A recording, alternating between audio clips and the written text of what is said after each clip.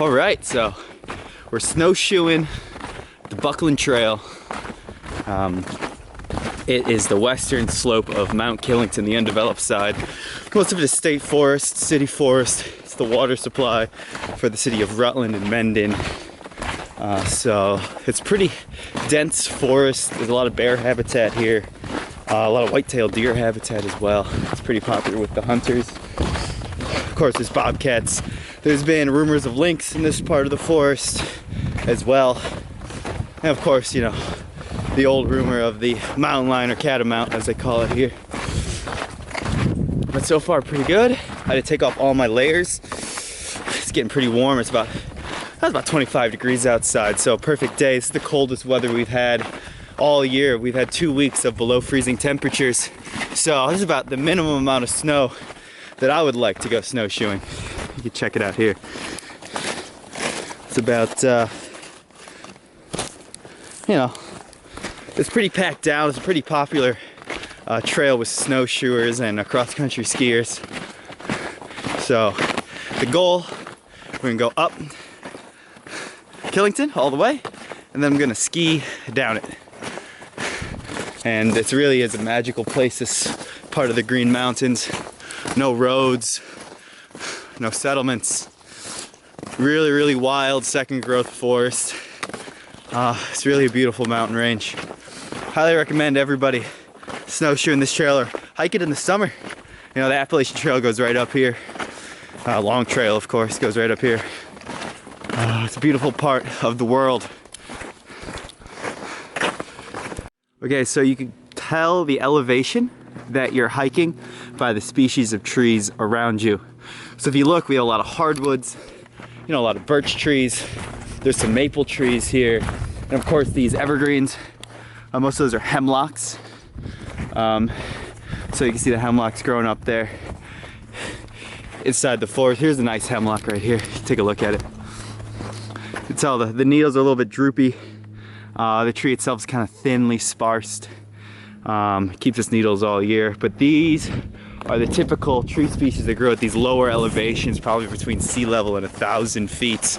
And you'll see as we go up the mountain, the species really change to an extreme. It's very cool. There's a lot of biodiversity in these mountains, and it's gonna be fun to see them today.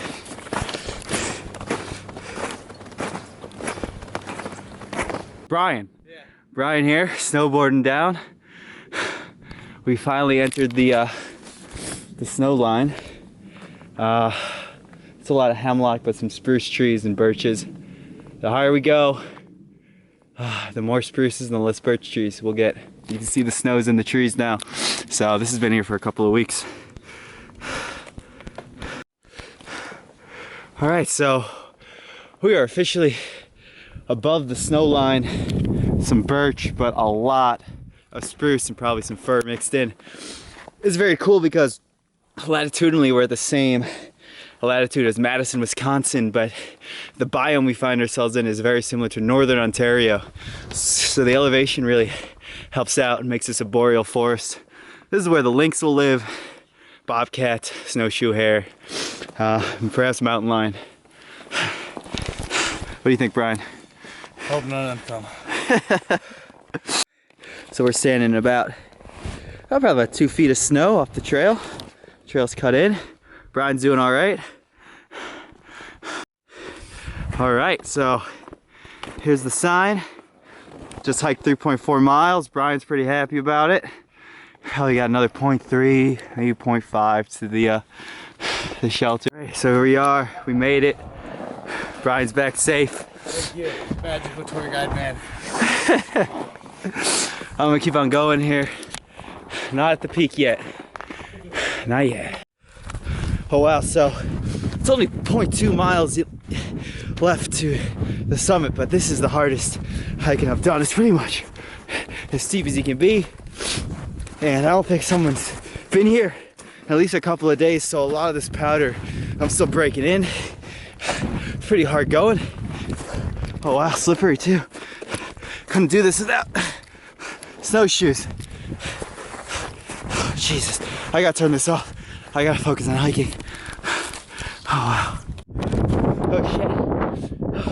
So I basically had to crawl up that. It's just ice and rock. It's really packed down. But you can see the Adirondacks way back there in the distance, the Taconic Range, Rutland in the valley. There's Pico, Bread Loaf. I mean, there's the peak. Just about there. All right. All right, so I step off the peak. Here we are. As you can see, the trees are high height. Extreme end of the tree line here. Got some skiers taking pictures. All right, so we made it down the mountain successfully. It's a lot easier going down than going up. Change into my ski boots up the top there. Sorry I couldn't get that on film, but it was cold, and it was really cold. I wanted to get down as fast as possible. About 3.5 hours to go up, about 10 minutes to go down. So now I'm just waiting for the bus to go home. Oh, beautiful day, beautiful hike, beautiful state.